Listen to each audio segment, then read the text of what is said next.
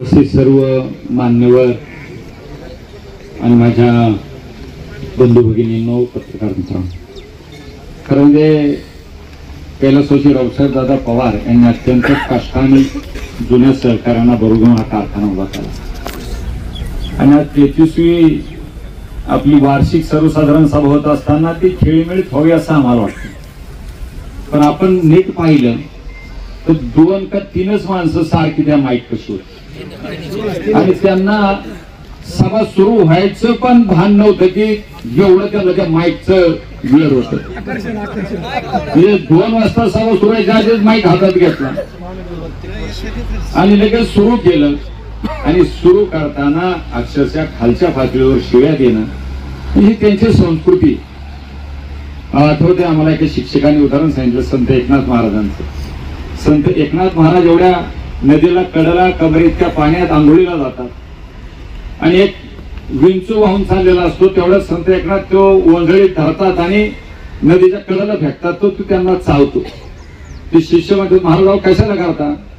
तो परत पडतो. असं 2दा-3दा विंचूला बाहेर काढतात. तो त्यांना डंक मारतो संत एकनाथांना. ते शिष्य म्हणतात ह्याला दगडाने ठेवतो आम्ही.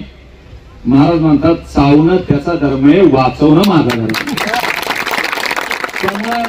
यांना किती वेळ फालतू काय जेव्हा विश्वास काकांनी मग असणार तुम्ही अनेक महिने वर्ष झालं तुम्ही संचालक मंडळात आहे, एकदा सुद्धा तुम्ही कुठे विरोधी काय केलं नाही.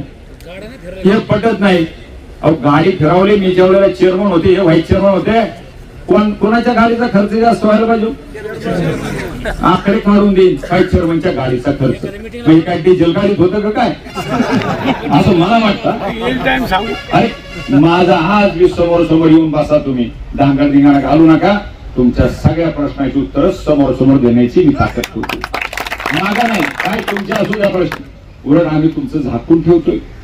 बाबा रे, ज्या सरकारने 1200 कोटी कर्जात असलेले कारखाने, हुतात्मा अनेक कारखाने, किसनवीर सारखे 2 युनिट कर्ज करोड रुपयाचे, त्याला तुम्ही कर्ज दिलं.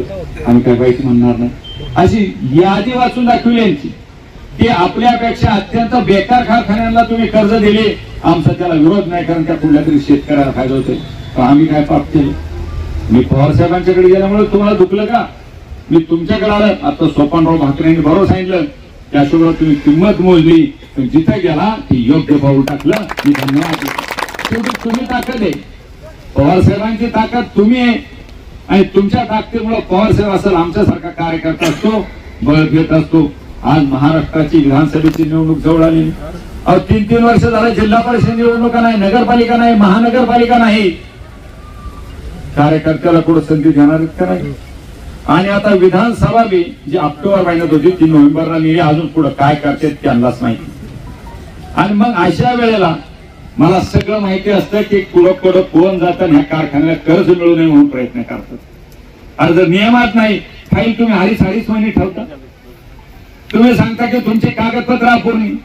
एक बातमी वाचून नको का? एक जी.आर काढला. काय जी.आर काढला? पैसे अधिक द्या म्हणले ह्यांना आणि कागदपत्र नंतर घ्या. कारण त्यांचे कारखाने त्यांच्यात गेले की कसं होतंय ते वॉशिंग मशीन सारखं होतं का नाही होत? अरे सगळे भ्रष्टाचार तिकडे गेले की सगळे स्वच्छ होतात. बघितलं नाही का काय चाललेलं? अजून वेळ बोलायचं खूप पुढे. आज काय त्या सगळ्या विषय बोलत नाही.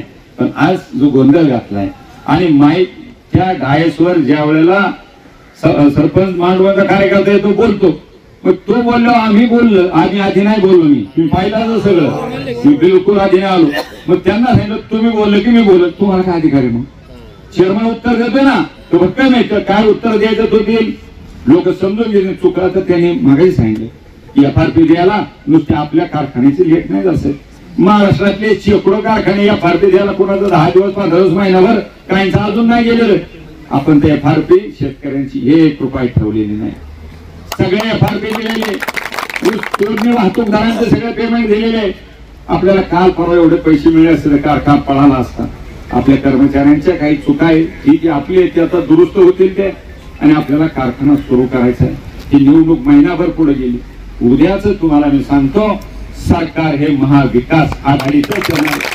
आदरणीय शरद पवार असतील, आदरणीय उद्धव साहेब असतील, आदरणीय राहुलजी गांधी असतील, यांच्या नेतृत्वाखाली महाविकास आघाडीचं सरकार कस काय परिस्थिती येते आणि मग त्यामुळं सारखं तारखा पुढं पुढं असं चाललंय. तुम्ही योजना सगळ्या आणा, काही आणा, लोकांना कळते की हे मतासाठी असं करतात. मतासाठी ह्या योजना पुढे आणायच्या तात्पुरत्या आणि मग नंतर काहीच नाही वाजून टाकायचे यांचं. त्यामुळं आजच्या या सभेमध्ये हे 2-3च माणसं आहेत. तुम्ही बघा चौथ्याचं माणसाचं नाव बी आपल्याला आठवायचं नाही. तालुका पाहतोय आणि प्रत्येक आतापर्यंतची जनरल मीटिंग अरे सभासद आहे का नाही का? 19,000 सभासद आमचा सामान्य सभासद असतो. त्याला थोडं बोलता येतं. तो काही माईकवर असा नसतो. ह्याला सकाळी उठलं की दाखवतोय सरतो, दुसरं काही नाही. पण ज्या सामान्याला काही प्रश्न मांडायचे त्या बिचाऱ्याला उठायला तिथं संधी तुम्ही द्या आणि तिथे एक माईक नाही का 10 माईक ठेवायची. एकच माईक असतो शेवटी. एकाने एक प्रश्न विचारा आणि आम्ही सांगितलं तर संत गतीने किती वाजू दे सगळ्या प्रश्नाची उत्तर तुमची समर्थकांनी मिळाली असती. तुम्हीच आम्हाला विचारता कारखाना कधी चालू करणार, जरा तुमच्या नेत्यांना विचारा. मग आम्ही तिकडे आलो तर लगेच चालू होतो. तुम्हाला आम्ही पाहिजे का? अरे मी गेलो तरी तुमच्याकडे येणार नाही.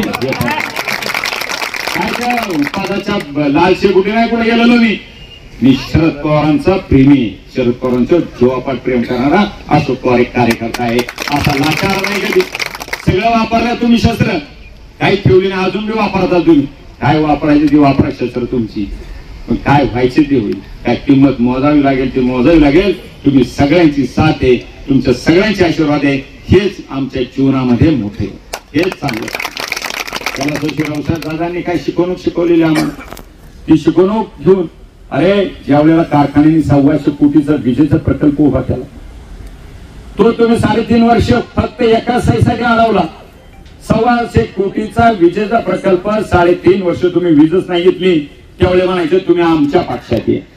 त्यांना त्यावेळेला राम राम केला. तुम्हाला तुमचं लक लागू, मी पवार साहेबांना सोडणार नाही, मी निष्ठा सोडणार नाही. आणि म्हणून मी त्यावेळेला सुद्धा मी काही कोणाचं मानलं नाही. मग त्यावेळेला पण तुमचं पुढे गेलं होतं. तुम्ही तर घडी घडीला पक्ष बदलताय, कधी राष्ट्रवादी कधी भाजप परत राष्ट्रवादी, फिरून फिरून अजून काय काय बदलणार आहे परमेश्वराला माहिती. उद्या सरकार येणार आहे म्हणल्यावर काय करतील सांगता येत नाही. कारण आपली आघाडी 3 पक्षाची, उद्धव साहेबांची, राहुल गांधींची. म्हणजे इकडे नाही तर तिकडे सुरू, आपण तिकडे बसू, ही वृत्ती यांची. अरे ज्याला मांडोगनची विकास सोसायटी निवडून आल्यावर चालवता आली असेल तर सांगा शंकर कोणी चालवता आली का? निवडून आल्यावर सगळे संचालक म्हणतो एखादी 2 राहिले असतील. मी त्यांना म्हणलं गावच्या प्रशासक टाकल्यावर लागलाय तुम्हाला ही तर तुमची कामाची पद्धत. अरे मी पांढरे कपडे घातले, कडकचे कपडे घातले, मी आता होत नसतो. लक्षात ठेव, सामान्य माणूस हा आमचा जीवाभास असतो. त्याच्या जीवावरती आम्ही राजकारण करत असतो. सामान्य माणसाला डोळ्यात उठून. त्यामुळं आपल्याला पुढे काही दिवसामध्ये विधानसभा होणार, त्यावेळेला आपण आपल्या पद्धतीने करू. मागच्या वेळेला एकदा असेच ही फिरली, आता तालुका फिरून फिरून फिरून आले, काही नाही झालं, 0 झालं, 1 0 झालं. आता परत एकदा फिरू द्या. त्यांना लोकच त्याला विचारतील की बाबा रे तुम्ही का हरवलं, का हरवलं तुम्ही? त्याचं उत्तर नाही. आणि आम्हाला विचारते कारखाना कधी चालू होणार आहे. चोराच्या चोरांवर सावध अडवायचं तुम्ही. सही करायची नाही कागदावरती, त्या 2.5 महिने फाईल दाबून धरायची. अरे अधिकारी कुणीतरी आमच्या जीवाभावाचे आहेत ना, ते सांगतात ना आम्हाला की आमदार साहेब अमुक अमुक माणसाने अडवायला सांगितलं, पण तुम्ही आमचं नाव सांगू नका. आपण कधी त्यांचं नाव सांगतो, कारण ते विश्वासाने सांगते. आता शेवटी कोणाची सही तर करू शकत नाही आपण. ठीक आहे, दिवस जातात, काला येत तस्मे नावा. आज एक ओरडत होता, मला वाटतं तुषार पुढे, तुषार लगेच इकडून वरायला मला सोसायटीत काय गेलो तू तिकडे. तुषार लगेच इकडे वरायला, बारीक आवाज बंदच माहितीच गेला.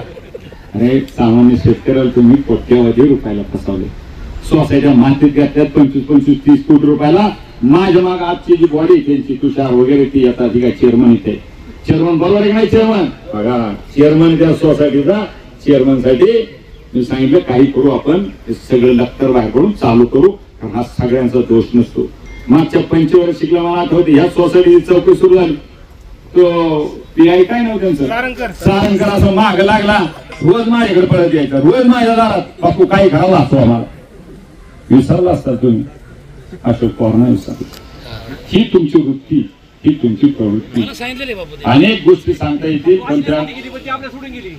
आपण म्हणतोय अरे सहोदरे आपण काय पवार साहेबांनी एवढ्या यंदा मोठी केली, ती गेली पवार साहेब कधी डगमगले नाही. पवार साहेब कधी तुम्हाला दिसले का असे?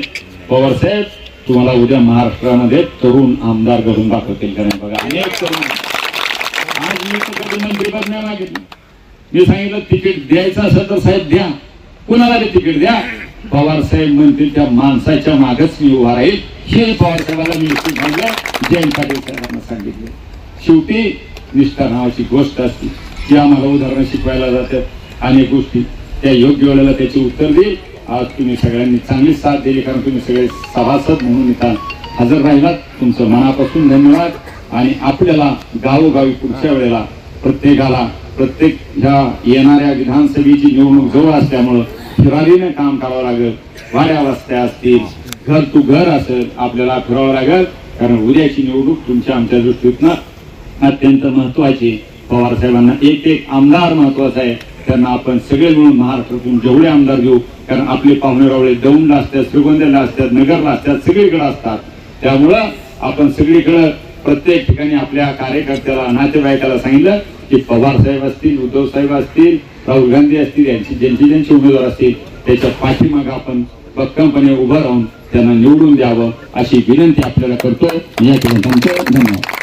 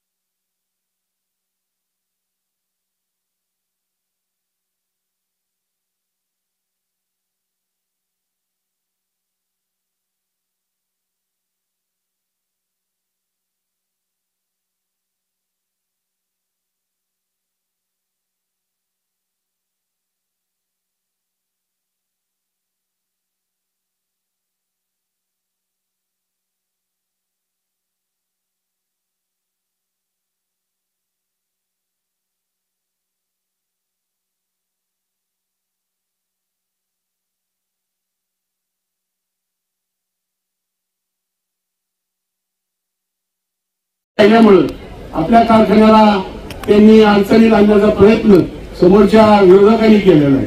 आणि आता येऊ घातलेल्या नोव्हेंबरमध्ये ज्या वेळेला आता विधानसभेची निवडणूक लागणार आहे त्या पार्श्वभूमीवर यांचे काही ना काही उद्योग मुद्दाम म्हणून चालू केलेले त्यांनी, परंतु या उद्योगाकडे तुम्ही कुणीही लक्ष न देता हा कारखाना तुम्हाला आम्ही सगळी सांगू इच्छितो. एक दिवस हा कारखाना चालू होणार आहे आणि परत हा कारखाना एक नंबरच्या आपला कारखाना चालणार आहे मी तुम्हाला मी शब्द देतो. आणि या ठिकाणी तुम्ही अशीच साथ इथून पुढच्या काळात आमच्या बरोबर राहू द्या, बापूंना साथ द्या. बापू तुम्ही आताच आमच्या अगोदर पहिल्यांदा सांगितलं की हे बापू आमदार होणारच आहे, नामदार बी होणार आहे. नामदार झाल्याशिवाय राहणार नाही. तुम्ही कशी कसलाही प्रयत्न कुणी करू द्या, त्यांनी किती काड्या वाजण्याचा प्रयत्न करू द्या, त्या तालुक्यात तुम्ही सर्व सुज्ञ मंडळी आहात. बापू त्यावेळेला निश्चित मंत्री झाल्याशिवाय राहणार नाही हे मी तुम्हाला 1% सांगतो. कारण त्याला एकच कारण आहे की पवार साहेबांचा शब्द हा अंतिम असतो. ही किती पाळले तरी पवार साहेबांचे आशीर्वाद जर बापूंना मिळाले आणि आपल्या सर्वांच्या पाठीशी आपल्या पाठीमागं पवार साहेबांची शक्ती आहे, त्यामुळं आपल्याला घाबरण्याचं कोणतीही गोष्ट कारण नाही. आपण सर्वजण इथून पुढच्या काळात आलेल्या या 2 महिन्याच्या काळात निश्चितपणाने सावधगिरी बाळगा आणि सावधगिरी बाळगून या विरोधकांना कसा धडा शिकवता येईल याचा सर्वांनी प्रयत्न करा. एकजुटीने राहा. निश्चितपणाने आपल्याला यश आपल्या पुढे आहे. यांनी कितीही कसलाही प्रयत्न केला तरी त्याच्या प्रयत्नाला निश्चितपणाने यश येणार नाही. त्या समोरच्या पार्टीला त्यांनी किती काही केलं द्या. म्हणून या ठिकाणी तुम्हाला मिळत असताना जास्त न बोलता आपण सर्वजणी बापूंच्या पाठीमागे राहून त्यांना आपल्याला जे आपलं उद्दिष्ट आहे ते पूर्ण करण्याची आपल्या सगळ्याची खुणगाट बांधा. आणि या ठिकाणी आपण सर्वांच्या मिळून बापूंना आपण सर्वांना शुभेच्छा देऊ. आणि या ठिकाणी मी थांबतो. धन्यवाद. शंभू महादेवाच्या कृपा आशीर्वादानं गोरगंगा सहकारी साखर कारखान्याची 33वी सर्वसाधारण सभा भूतोना भविष्य शुद्ध पूजापोटी फळे रसाळ गोमोटी या युक्तीप्रमाणे आज आपण हा सगळा जर हा कांगावा पाहिला तर या सभेचं खरं औचित्य आजचे कारखान्याचे चेअरमन तरुण तडफदार ज्यांना आपण बालकुमार म्हणतो त्यांनी आज एक उत्तम प्रकारची धुरा या ठिकाणी सांभाळलेली आहे. आणि त्याचाच परिपाक म्हणून सभेमध्ये काही प्रश्न उत्तर होतात आणि चेअरमननी त्याची उत्तरं द्यायची असतात. अभ्यासपूर्वक उत्तरं देणारा हा या वयातला हा खरा चेअरमन. सगळी मंडळी टाळ्या वाजून त्यांचं स्वागत करा. मित्र, ही सर्वसाधारण सभा पार पाडित असताना तालुक्याचे विद्यमान आमदार आपल्या सगळ्यांचे मार्गदर्शक आणि नेते आदरणीय अशोक पवार मित्र एक 2-3 गोष्टीचा उल्लेख करतो. माझं वय 69-70च्या दरम्यान आलं. आदरणीय पवार साहेब एक मोठी शक्ती या देशामध्ये आहे आणि जी माणसं पवार साहेबांच्या निष्ठेवर राहिली त्यांना लोकमताचा कधीच तोटा नाही. बापूंनी हे योग्य ओळखलं. आणि ज्या वेळेस आमची चर्चा झाली म्हणजे बापू काही त्याग करायची पाळी आली तरी तुम्ही पवार साहेबांच्या बरोबर राहा. जनता पवार साहेबांच्या बरोबर आहे आणि ते अचूक काम आदरणीय आपला आमदार इथं फार हुशार आहे. मी गेले 25-30 वर्षापासून त्यांचं पाहतो. या ठिकाणी या गोरगंगा कारखान्याला खरी ऊर्जित अवस्था ज्यांनी आपलं आयुष्य बहाल केलं ते आदरणीय रावसाहेब पवार. आम्ही जवळून पाहिले. पायात चप्पल नसताना या कारखान्याची धुरा त्यांनी या ठिकाणी सांभाळलेली. अनेकांचे दरवाजे झिजवले आणि या 14 गावाला या ठिकाणी पाण्याच्या रूपाने मोठं वरदान दिले. त्यामध्ये ऊस लागला. ऊसाचा शेतकरी मी आहे. बापू गेली 42 गावामध्ये आमचा काही भाग 80 रुपये टनाने ऊस बाळासाहेब विखे यांना दिला होता. 250 रुपयांनी या ठिकाणी तुमची आणि आमची बरोबरची हेळसांड होत होती. आणि हे सगळं अचूक काम आदरणीय रावसाहेब दादांनी आपल्या आयुष्यामध्ये केलं. शेती फुलवली आणि मग मला फुलवून हा कारखाना सुद्धा फुलवला. मित्र, अडचणी येतात, संसार प्रपंचात सुद्धा अडचणी येतात, मागं मोरं व्हावं लागतं. आणि आर्थिक गणित जुळवत असताना काही नवं आणि काही जुनं, त्यामध्ये काही गोष्टीची जर तफावत झाली, सरकारची वर रेलचेल आणि बदलाबदल यामध्ये या कारखान्याचा अडचणीचा विषय ठरलेला आहे. हे मी जवळून पाहिलेला आहे. बापू त्याला साक्षीदार आहे, पण बापूंनी चूक केली असं मानणारा मी कार्यकर्ता नाही. कारण मी बी काही संस्था चालवतो, मी बी एक पतसंस्था चालवतो. चालवताना किती अडचणी असतात, किती मार्ग काढावा लागतो आणि किती अडचणीला तोंड द्यावं लागतं, याचं ज्वलंत उदाहरण म्हणजे बापू. मित्र, आम्ही अनेक मिटिंगा पाहिल्या. या ठिकाणी 10-5 मिटिंगला मी होतो. मिटिंग मध्ये गेल्यानंतर काही बोलायचं नाही. आता मी आरोप करू नये, पण मिटिंगच्या बाहेर आल्यानंतर काही बोलायचं. तुम्हा सगळ्या मंडळींना जर कारखान्याचं हित पाहिजे असेल, बापूंनी 10 वेळा सांगितलं, कोण सगळे चला, आम्ही येतो तुमच्या बरोबर. पवार साहेबांची तारीख घेऊ, मुख्यमंत्र्याची उपमुख्यमंत्र्याची तुम्ही तारीख घ्या, आपण सगळेजण जाऊ आणि या कारखान्याचा मार्ग काढू. ते मात्र करायचं नाही आणि इथं विरोध करायचा, हे कुठल्या शास्त्रात बसत नाही. मला आमच्या भागाची तिकडची चिंता नाही. मग तळेगाव असेल, शिक्रापूर असेल, सगळ्या बाजू असेल, तिकडे बाकीचे कारखाने आहे. आम्हाला बिटपडल, पारनेर, पराग आहे, भीमाशंकर आहे. पण मित्रांनो, तुम्हाला या 4 गटांना या कारखान्याशिवाय पर्याय नाही. तुम्ही सगळ्या मंडळी डोळसपणाने आदरणीय आमदार अशोक बापूंच्या पाठीमागे राहा. कारखाना चालू झाल्याशिवाय राहणार नाही, हा शब्द मी तुम्हाला देतो. आणि हा शब्द देत असताना तुम्ही सगळ्या मंडळीचं भलं त्याच्यामध्ये आहे. कारण ही काम देणं आहे. शेतकऱ्याचा चुलीवरचा प्रश्न मिटवणारी ही काम देणं आहे आणि त्याची जाणीव मला आहे. मी अधिक लांबलचक भाषण करीत बसणार नाही. ज्यावेळेस भाषणाची वेळ येईल त्यावेळेस बोलू. आजची सभा जर ही सकाळी पार पाडली असेल तर खरंच श्रेय या चेअरमनला जातं. त्यांचं कार्यालयातून स्वागत करा. कारण या ठिकाणी मी जवळून पाहिले उत्तर कशी द्यायची, किती मार्मिक द्यायची. समोरची माणसं एकच विषय 3 वेळा सांगत होती आणि 3 वेळाचा विषय यांनी एकदाच सांगितलं. याच तुलनात्मक सगळ्या गोष्टी करा. मी जवळून पाहिलेलं आहे.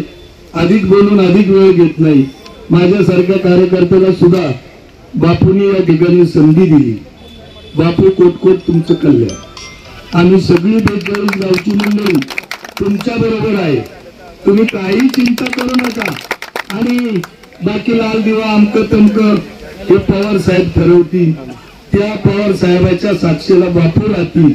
तुमच्या आमच्या सगळ्यांचे आशीर्वाद त्याला लागतील आणि मग ते सगळं फुलल. यापेक्षा मी अधिक वेळ घेत नाही. या ठिकाणी बोलण्याची संधी दिल्याबद्दल आपल्या सगळ्या ऊस उत्पादकाचं हार्दिक अभिनंदन करतो, ऋण व्यक्त करतो आणि माझे 2 शब्द थांबवतो. जय हिंद, जय महाराष्ट्र.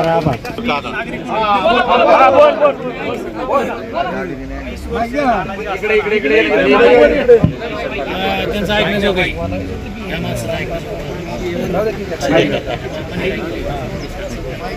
बाकीच्या खाली बस. आम्हाला आवाज येईल.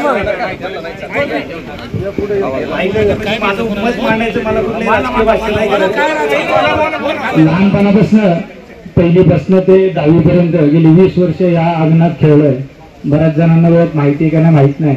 मी DK शितोळेंचा मुलगा. बोलताना हात थोडेसे थरथर कापतात, कारण कुठलेही बोलण्याचं कौशल्य किंवा बोलण्याची अशी पूर्वतयारी करून आलेलं नाहीये.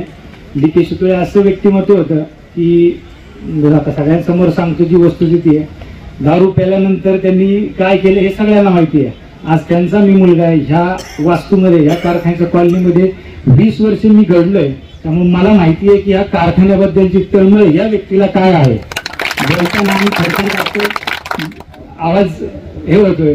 का? त्याचं कारण असं की ह्या माणसाने त्यावेळेस, ज्यावेळेस मी शाळेत होतो त्यावेळेस 1000-10,000ची किंमत करणार, आज लोकांना लाख रुपयाची सुद्धा व्हॅल्यू राहिली नाही. त्या काळात बापूंनी पगाराला पगार बोनस दिले.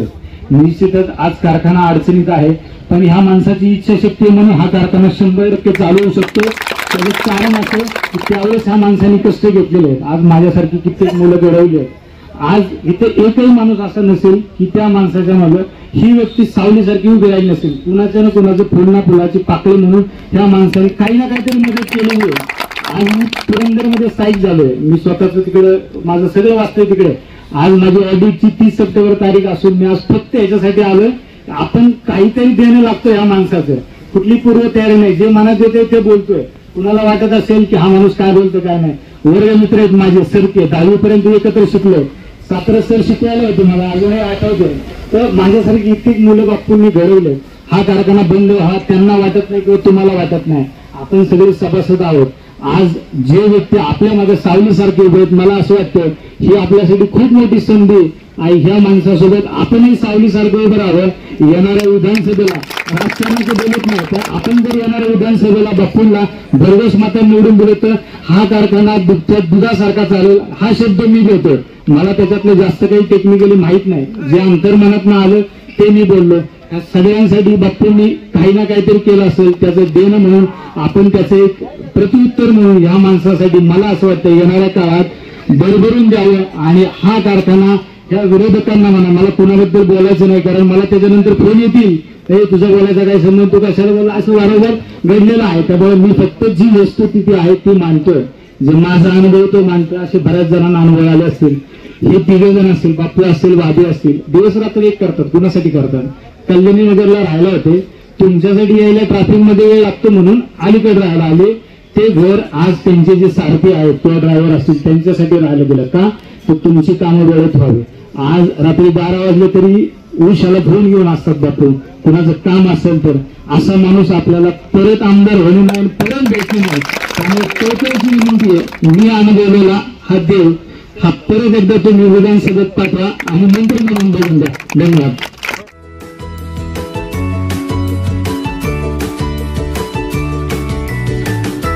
बातम्या शेतीच्या,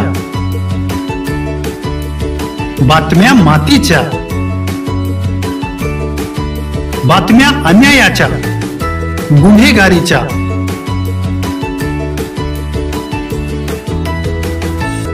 राजकारणाच्या आणि समाजकारणाच्या,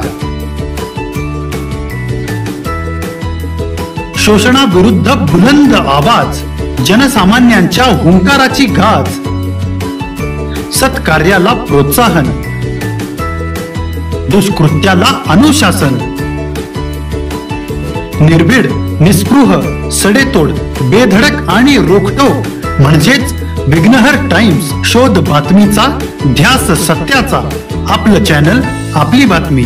सबस्क्राईब तर कराच, पण बेल आयकॉनवर क्लिक करायलाही विसरू नका.